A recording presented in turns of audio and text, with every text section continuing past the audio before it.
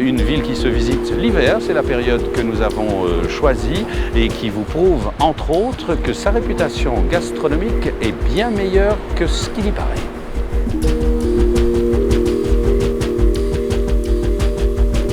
Madrid, la capitale de l'Espagne depuis 1606. Sa population dépasse les 4 millions d'habitants.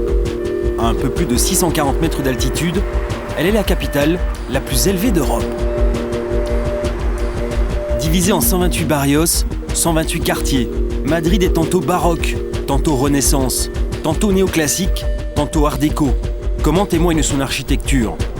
Pour commencer notre visite, nous nous rendons dans le vieux Madrid, à quelques rues de la Puerta del Sol. Le palais royal. Autrefois, là, il y avait l'Alcazar, la forteresse construite par les Arabes. Et ce sont eux, le nom de Madrid, ça vient du nom arabe Mahirit. Mahirit veut dire richesse en eau, beaucoup d'eau. C'est un quartier qu'on peut dire qui représente Madrid, qui fait 4-5 étages, des galeries en fer, des rues étroites, suivant le plan de ville de la ville arabe, mais aussi avec de l'église baroque, de petits monastères baroques, de monastères où il y a un cœur de religieuses qui habitent encloîtrées. Nous nous engouffrons dans les ruelles du cœur de Madrid. Il est 11 h du matin et nous rencontrons Jens van den Dries, un Belge qui vit depuis une dizaine d'années dans la capitale. Il nous emmène dans le quartier des lettres, habité au XVIIe siècle, le siècle d'or de la littérature espagnole, par de grands écrivains. Le pavé frappé de ces lignes, écrites par Lope de Vega, Cervantes ou encore Calderón de la Barca. Je vais vous montrer quelque chose de très spécial parce que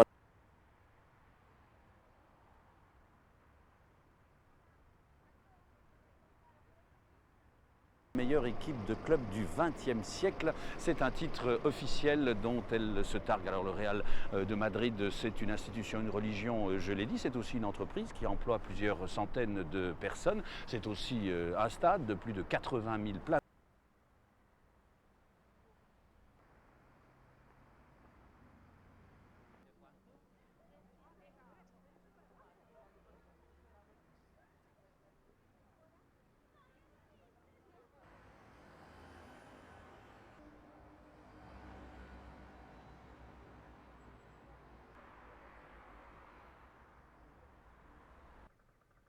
On trouve des bâtiments, surtout des années 20.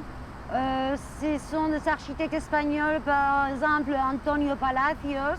On trouve aussi l'architecture, c'est un peu un mélange.